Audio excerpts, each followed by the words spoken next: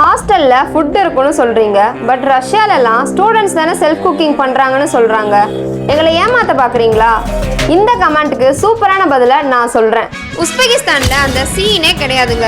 இங்க நமக்குன்னு ஒரு கவர்மெண்ட் இருக்கு, செப்பரேட்டான ஹாஸ்டல் இருக்கு. நம்ம தமிழ்நாட்டு செஃப் தான் இங்க சமைப்பாங்க. ஸோ நம்ம வீட்டில் சாப்பிட்ட மாதிரி டேஸ்ட் அவ்வளோ சூப்பரா இருக்கும். நீங்க சாப்பாட்டை பத்தி கவலைப்பட தேவையே இல்லை. உங்க எம்பிபிஎஸ் கனவை நனவாக்க வேண்டியது இந்த ஜெனோவா குரூப்ஸோட பொறுப்பு.